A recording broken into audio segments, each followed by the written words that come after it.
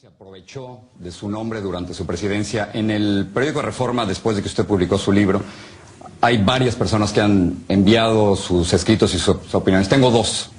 Y hay como un resentimiento y odio a su familia, y se lo quiero presentar. Jacobo Nettel dice lo siguiente: es inconcebible que alguien que ha sido autoritario, dictatorial, represivo, vengativo, ineficiente y con una fortuna fuera de toda explicación se atreve a escribir como lo hace, y dice que hubo un saqueo desmedido en el sexenio salinista.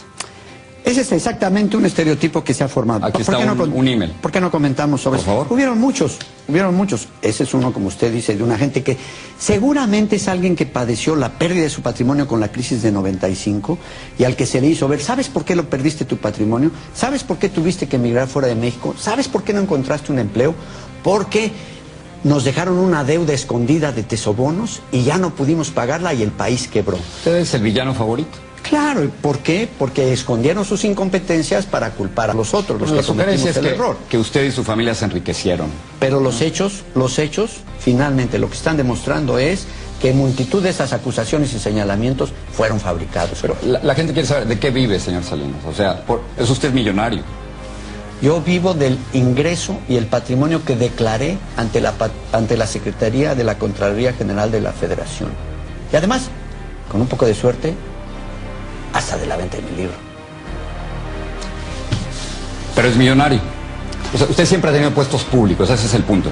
¿Cómo puede vivir como millonario? ¿Y por qué me califica usted de esa manera sin tener una sola evidencia? No, le pregunto. No, es que no es una pregunta, casi en la pregunta hay una afirmación. Y yo lo entiendo. No, pero si no es millonario, pues no es millonario. Yo lo entiendo, por eso le pregunto. Usted está compartiendo el estereotipo que se ha formado a raíz de este reclamo enorme de los mexicanos de por qué perdimos nuestro patrimonio a partir de 95. Vean cómo vivo yo, dice gente como esta, y vean cómo vive el señor Salinas y su familia. ¿Ah? ¿Usted entiende por dónde viene eso? Pero por supuesto, ¿cómo no lo voy a entender, Jorge, si le repito? Hay ese profundo reclamo por la pérdida del patrimonio. Y tienen razón de hacerlo. Ahora vamos. Lo que usted dice, pero yo no soy culpable, es lo que está diciendo. Vamos a ver dónde está la raíz de la enorme crisis que se vivió en 95. Quiero saltar a otras cosas y aprovechar el tiempo. Usted dice, ya lo aprovechó bastante bien. Usted dice en su libro que después de su presidencia, la libertad de prensa en México decreció. Pero en su gobierno censuraban, señor Salinas. Los periodistas que lo criticaban a usted perdían su trabajo. Había línea desde Los Pinos de decir qué decir y qué no decir. Pues me gustaría que revisara la lista de críticas. ¿Le podría yo dar unos listados así por mes de quienes criticaban el gobierno y lo siguen criticando? Y lo siguen criticando, Jorge. Pero no me va a decir que no había censura. Su gente de prensa hablaba a los medios, decía hoy por aquí va la cosa y hoy por aquí va. No. En cualquier lugar del mundo, el responsable de prensa de la oficina del presidente, por supuesto que habla con los medios y busca, ¿cómo le llaman ahora? Ustedes los de los medios, ¿spin? Sí, poner su influencia, presión, etcétera. Bueno, se hace en cualquier lado. Lo estamos viendo aquí en Estados Unidos, los vemos en... ¿No había censura en su gobierno? Lo que había, sin lugar a dudas, era una manera en que buscábamos transmitir mejor nuestro mensaje. Y lo lograban, ¿no? Bueno. Pero decir que había libertad de expresión en su gobierno con tantas presiones que había los medios, señor Salinas. Nunca conocí que usted hiciera una entrevista que se le censurara. Porque yo estaba en el exterior, yo estaba en los Estados Unidos, pero los medios de prensa en México les costaba mucho trabajo. Pero usted también transmitía desde México. Por eso, pero yo trabajo y era siempre bienvenido. Yo sé, pero trabajo para una empresa extranjera. Qué bueno que reconozca que ya sabe. No, eso, yo reconozco que jamás me pidió una pregunta, jamás pidió un tema por adelantado y las entrevistas fueron abiertas. Qué pero bueno, no, Jorge. En mi caso como periodista extranjero, pero los periodistas en México vivían... No es periodista extranjero, usted es periodista mexicano. Soy mexicano, pero trabajaba... A mucho orgullo nuestro. Y trabajo para una empresa extranjera. Otro punto más. Que desafortunadamente no fue mexicano. Salinas solo debía esperar a que los astros lo siguieran bendiciendo con otros triunfos extraordinarios. Tal vez la presidencia de la Organización Mundial de Comercio a la que aspiraba y, ¿por qué no?, la vuelta apoteótica en el año 2000. Sería el rey que inauguraría el milenio, no un presidente cualquiera, sino el dueño y señor del sistema político mexicano. El presidente imperial por antonomasia. Pero como a Porfirio Díaz en 1910, tras las fiestas del centenario, la historia deparaba a Salinas, mientras celebraba el Año Nuevo, una sorpresa increíble.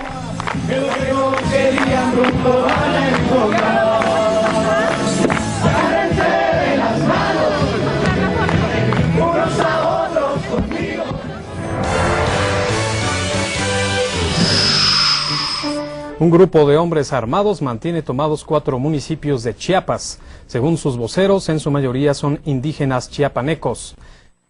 Este sábado comenzó otra etapa en el desarrollo económico de México al entrar en vigor el Tratado de Libre Comercio de América del Norte. No existen adjetivos en el diccionario para calificar el azoro con que la opinión pública mexicana recibió la noticia. Una rebelión indígena en México en tiempos del Tratado de Libre Comercio, al final del siglo XX, impensable. Una guerrilla en México cuando en la capital del país se acababa de firmar la paz entre el gobierno y la guerrilla de El Salvador, imposible.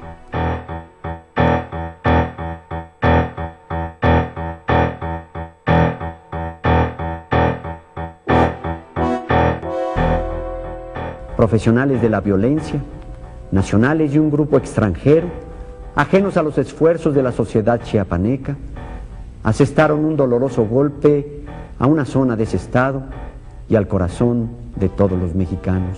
Entonces nosotros lo que estamos pidiendo es que se revise el Tratado de Libre Comercio, que es lo que pone los pelos de punta del gobierno federal. ¿Cómo vamos a hacer eso? ¿Cómo va a venir a mí a decirme un indígena que ni siquiera sabe hablar español que el proyecto de mi sexenio no lo tomó en cuenta, más que para hacerle un ataúd en el mejor de los casos, o ni siquiera eso? El hecho de que un levantamiento en Chiapas estuviera 5 días en la primera plana del New York Times o en la noticia 1, 2 o 3 de las principales cadenas de televisión de los Estados Unidos, bueno, eso cambia todo, porque eso provoca consecuencias en la economía, provoca consecuencias en los Estados Unidos, provoca consecuencias en México. Algunos viejos priistas como Fidel Velázquez adoptan una actitud intransigente y exigen que se aplique la mano dura del ejército en contra de los sublevados. Pero la difusión del movimiento zapatista y su repercusión provocan que cambie la actitud del presidente Salinas.